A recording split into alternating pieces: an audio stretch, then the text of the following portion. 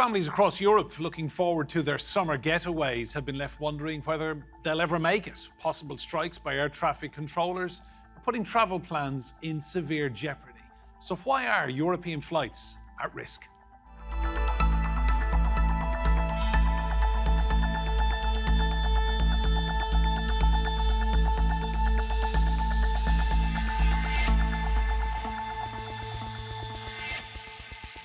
Hello and welcome to Roundtable. I'm Enda Brady. European air traffic controllers have been balloted on a new pay deal.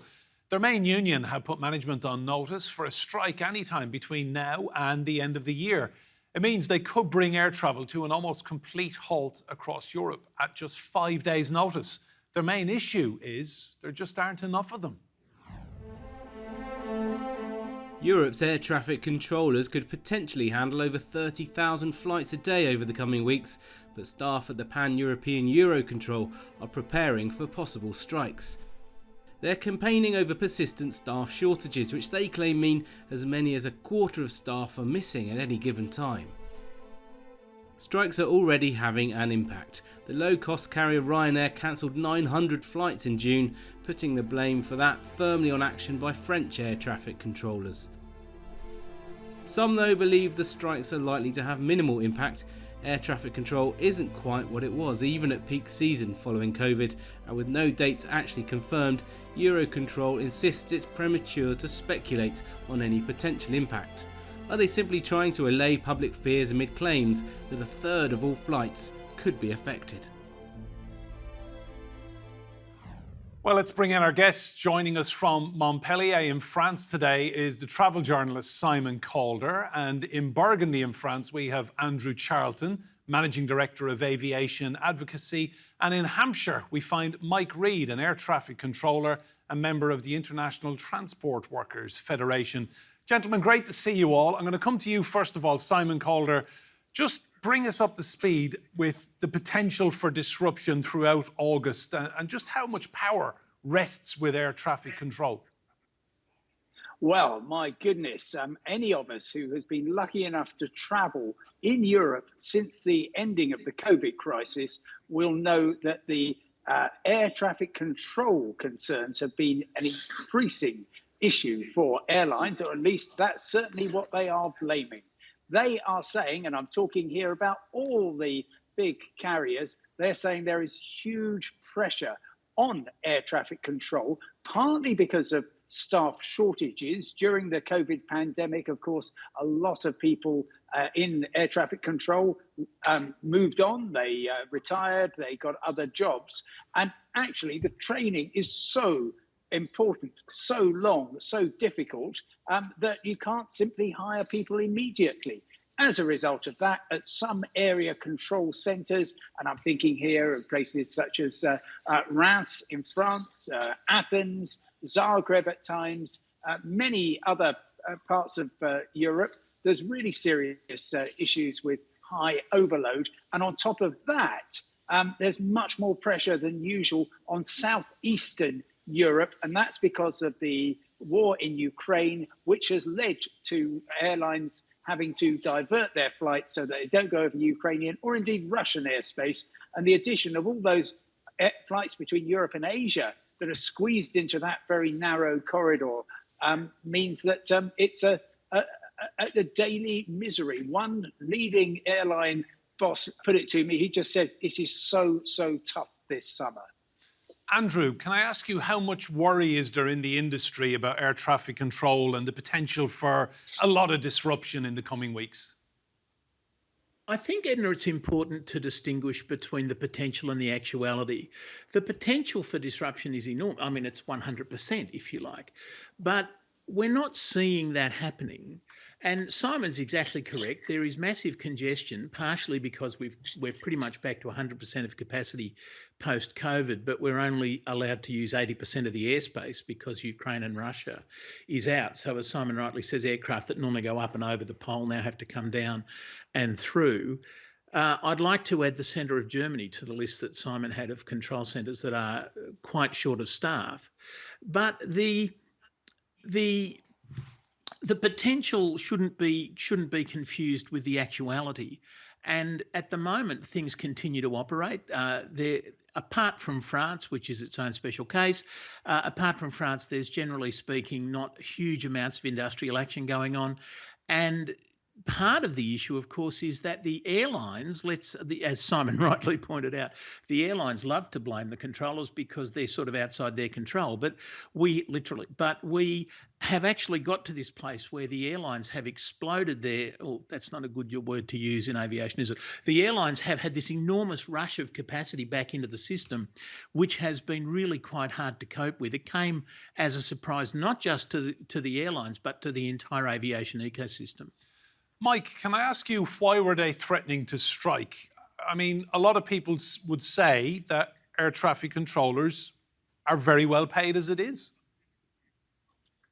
Well, I mean, I think pay doesn't come into it. Certainly, as with any industry, sometimes industrial action is threatened and actually takes place because of challenges on pay and terms and conditions.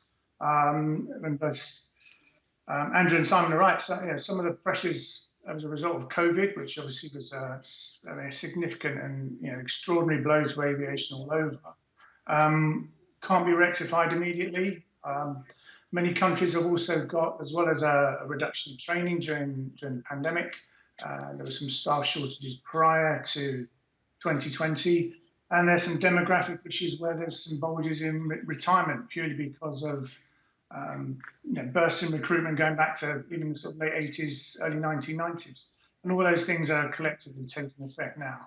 I wouldn't suggest that there's a desperate urge or need for people working in traffic to go on strike. It's the very last resort. Mike, just give us a rough indication, if you will, of the pay grades, what a young air traffic controller will earn and what they can potentially go on to make. Well, I mean, it's hugely varied. In some countries, you'll pay for your own training. In other countries, you'll pay yourself. You'll get paid by the employer. Probably a starting salary of around £15,000 UK, and the rates of pay can vary hugely. Depends where you work, how many days you work, the overtime availability, if there is overtime. So, I mean, across the world, in the US, I think that some air traffic controllers earning around $400,000 a year. They're working 300 days a year. So it's a hugely varied scale for pay. And the market's set by the employer, really. They pay us. We'll take the pay that we can negotiate. So just to pick up on that point, Mike, $400,000 a year. I mean, there aren't too many jobs like that. No, there's not many jobs, and that's an extreme example. And a huge amount of that is through overtime. There's been examples where significant salaries have been earned in Spain, going back maybe 10 years, because of shortage of controllers and the reliance on overtime.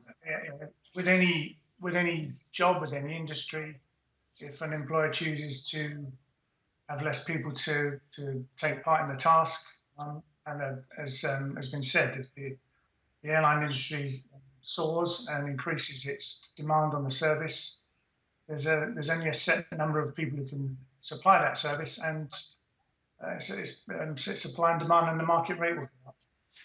Simon, we've seen big public support in the United Kingdom for doctors and nurses who've gone on strike for better pay and conditions. Is there any sympathy at all for air traffic controllers, do you think? None that I have discerned. I mean, anybody who works in aviation in August deserves our sympathy. They are all working in an extraordinarily complex industry, a highly stressed environment. Many of them are working ridiculously early or late hours because that is the nature of aviation. And so I think proper respect is paid, particularly because air traffic controllers do an astonishing job in keeping aviation safe. And we should never forget that that underpins everything. Having said that, I'm afraid that there is an awful lot of questions that could be asked about why air navigation in Europe is organized as it is. For about the last 25 years, as Mike will know, and Andrew, of course, there has been calls for something called single European skies.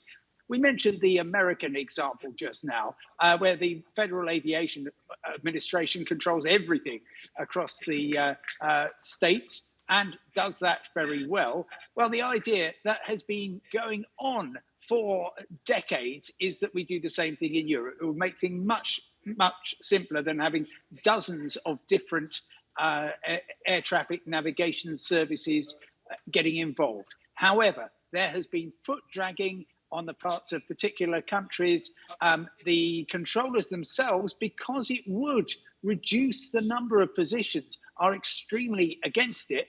And as we have seen time and again, probably the group of workers with the highest impact from industrial relations when they take strike action are probably French air traffic controllers, because so much traffic from Northern Europe to Southern Europe goes through over their airspace. They can absolutely traumatize air travels, and they do. And they have a perfectly legal right to strike, but it makes life a misery for the airlines and in particular their passengers. And the sooner we do move towards the more logical system of having a single European sky, the better. Andrew, just want to bring you in on the French point. Just talk to us about the French situation. I mean, their air traffic controllers strike and it affects everyone, and yet they've got a system in France where domestic flights are never impacted by air traffic control strikes. It's always the overflights, as they're called. So people flying from the UK to Spain or Germany to Portugal, they will be affected. I mean, this is something Michael O'Leary of Ryanair has been very vocal and very angry about. Just talk us through this French situation. Yeah, it's really unusual, isn't it, for Michael O'Leary to express any sort of views whatsoever, either vocally or in any way expressing any sort of anger. But the situation is practically unique to France. The European situation, there's a number of things I'd like to pick up on, but in answer to your question, the European situation is that each European country is obliged to provide minimum services in the event of an industrial dispute. In most countries, including those hotbeds of industrial peace and harmony, Greece and Italy and Spain and all those sorts of places, that has been done in what would appear to be the most logical way, which is to say that any strike that happens in this country is about this country, and consequently the impact has to be felt within the country. The French, obviously I'm not going to say because they are French, but the French have taken the view that they will, rather than use that interpretation, the French say that what we need to do is make sure that people travelling to and from France are not disrupted. Now, you will, of course, immediately realise that that saves or is much more beneficial to Air France than to any other airline. But the French say we won't disrupt flights to from France. What we will do instead is disrupt flights overflying France. So that has two terrible implications. The first one, of course, is that flights, as you rightly say, from Germany to Portugal, from Dublin to Rome, wherever, will, of course, either need to divert, which is massively complicated and creates further disruptions in other pieces of the airspace, and, of course, creates or, burns a lot more fuel and thus creates more emissions, or flights get cancelled, which, of course, is not terribly helpful. So, and that is an issue that we've had. The French controllers have been striking about once a week this year. And as you say, Michael O'Leary and Ryanair have in fact started and indeed have a petition. The threshold for having a petition to be considered in the European Union is 1 million signatures, and you've got 1 year to get those 1 million signatures. Ryanair got their 1 million signatures in 3 months because they have been able to get people to realise how important it is. So to pick back up on what Simon's saying, who do we blame for this? We blame, frankly, there's only one group to blame, and that is the national governments of Europe, who are not prepared to make a change. Air traffic control is an obligation set up after the Chicago Convention. I'm sorry to come over technical on you. The Chicago Convention in 1944, each state is responsible to ensure it is provided. In 1944, I think that meant everyone realised or felt that you had to have public servants do it who were employed by the Department of Civil Aviation. I think modern interpretations of to be provided would probably say you have to make sure someone is doing it, and whether it's your controllers or someone else's controllers is altogether a different question. But we're in this impasse where the national states of Europe are not prepared to do exactly as Simon says, which is to go to the single European sky, which would have massive improvements and massive environmental improvements. Let's not forget those. Whereas, of course, to pick up on something Mike said earlier, Mike said we get paid because that's the market. Well, it's either the market or it's an evidence of the industrial muscle that the controllers have. I mean, I come from Australia, as you might have guessed from the accent, and we get every year at Christmas, guaranteed, the men, they're always men, the men who drive the beer trucks just before Christmas invariably go on strike. And you can imagine the headlines, no beer for Christmas, blah, blah, blah. That's not evidence of the market in action. That's evidence of industrial muscle. And we need to make sure of that. And then just finally, one last point on what Mike was saying earlier. The overtime issue is absolutely right. People get paid enormous amounts of overtime, partially because the management of the air traffic control agencies don't have enough staff to staff it up at full-time levels. And historically, we only had a busy period for a couple of months in summer. These days, we have a busy period all 12 months of the year. Mike, I want to bring you in. Mike will never talk to me again, but I think I'm right. Let's bring Mike in. Mike, you're an air traffic controller. Talk us through the job. I mean, I'm guessing it's stressful, antisocial hours, and it's probably no great surprise that I read this week in Europe we're down somewhere in the region of 1,000 staff in air traffic control. Tell us why the industry is struggling to attract workers, in your opinion. There's a worldwide shortage. One of the other organisations I sit on is called Global Air Traffic Controllers Alliance, with members from the US, Canada, Spain, New Zealand, and Australia. It's a worldwide problem. There's historically been a bit of a boom and bust in recruitment in many states. I think, as I said earlier, as those boom and bust periods play out over 10, 25, 30 years, you get to the point where there's huge retirement bulges. Is it a stressful job? Yes, it can do. There's hundreds of millions, if not billions of pounds spent worldwide in training and equipment to make it not a stressful job. You spend all your working life not to be stressed. You don't have to be perfect. If you make a mistake, you just have to recognise and change it, because a mistake you don't change is the one that may cause you and others issues. It's a fantastic career. I've been in it for nearly 30 years, which has been virtually all shift work. So fatigue and the effect on your body, you have to be fit and well, keep medical standards, and you have to keep your competency up, which as your age advances can be a bit more effort. But it's a fantastic job to do. They're starting to see evidence again worldwide that younger generations looking to work in aviation are sort of reflecting on the environmental impacts of being in that industry, and so there's a slightly reduced interest in jobs in air traffic, and that's that's another problem. It's part of the sort of perfect storm of a smaller workforce, a big gap in training, and an aging workforce. Mike, is there an issue here with AI as well, looking to future technology, that one day this is the kind of job that could be done by a computer? Well, there's certain elements that are done by computer and aided by computer.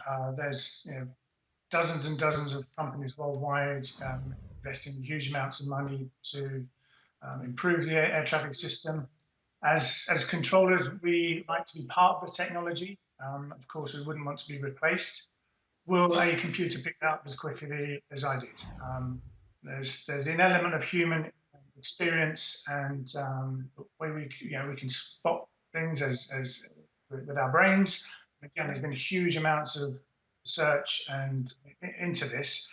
I mean, I love flying. Would I would I get on a plane that flies into some really congested airspace where there's no human being monitoring or involved in the system? No, I wouldn't. Simon Calder, I want to ask you about the commercial side of this. What does it do to an airline's schedule and its ability to make money when they suddenly have to cancel hundreds of flights? As consumers, we get the text messages, we get the emails, but what does it do inside an airline when you're running a business and suddenly you've got to rip out, looking at EasyJet's figures this summer, 1,700 flights or 2% of their schedule? Yes. Well, look, don't feel too sorry for the airlines. They are making up for the terrible losses they suffered during COVID in extraordinary fashion this summer. And anybody who's traveling will probably find they're paying 30, 40, 50%, maybe even double what they paid before the COVID pandemic. However, the air traffic control stresses are immense. EasyJet has very special problems. Its biggest base is at London Gatwick Airport, which, as Mike will know, is the busiest runway in the world. And as soon as you get schedules unraveling, and so you might find that you get a whole bunch of aircraft all trying to land late afternoon, early evening, then that is really going to cause problems. And I tracked actually my flight coming over here, which was actually on Ryanair from Stansted to Perpignan in southern France. It was the first flight of the morning, 6:45, unsocial time for me and everybody else on it, including the crew, but it landed perfectly on time. I tracked it for the rest of the day. It went to Poland and back. It went to Spain and back. By the time it finally reached at the end of the day at Stansted, it was running about 2 hours late. And that was simply, it seemed, because they picked up air traffic control delays. Now, that didn't result in any cancellations, but when it does, immediately the airline is on the hook for typically thousands, tens of thousands of dollars for a single flight, because you are obliged under European air passenger rights rules to find everybody an alternative flight, even if that means buying them seats on your rival airline at $500 a time. You also have to find them hotels. You have to pay for their meals. It's a really, really tough environment. And so that's why we are seeing, even in a summer where the airlines are reaping the rewards of the pent-up demand for travel, they're having to surrender a fair amount of that every time you get air traffic control related cancellations. And of course, as we heard earlier from Andrew, not always are those cancellations entirely down to air traffic control, but it's a very handy catch-all excuse. Andrew, are we reaching a stage now where travelling by air is simply getting too stressful? I think good travellers, clever travellers, give themselves a little bit of time, give themselves a little bit of space on either side to allow for life's little inconveniences to pop up. Just on Simon's point for a moment there, actually, you don't get compensation until the delay's 3 hours. And if this aircraft flew all over Europe and came home 2 hours late, then I think you'll find Ryanair are off the hook. But is it too stressful? Well, I think the days when flying was glamorous are probably behind us. But sometimes you really want to go somewhere, you want to see people, you want to do business. I think it's the price you pay. But I still love it. I still love it. I still love that sensation when you push back against the back of the seat as the take off. All that stuff. An airport is probably my happy place. Doesn't that make me sound sad? But, Mike, on that point, I'll just bring you back in, Mike. Do you still enjoy your job as an air traffic controller, or do you think there's just too many issues with everything that's going on in the aviation industry? Oh, no, personally, I think I speak for the vast majority of my colleagues, enjoy it. It's, as I said earlier, it's a fantastic career. The pressures have grown over the years, staff shortages, not only where an individual may work, as mentioned earlier, the diversions take place, reroutes. So in the UK, we suffer different pinch points if there's a strike. In France, as example, or the centre's introducing new technology and they're going to reduce flow rates. So yeah, no, the job's still fantastic. Everything evolves with time, and I'd say the biggest issue facing not only the controllers but the people who manage us, managers of the ANSPs, is the staffing shortage.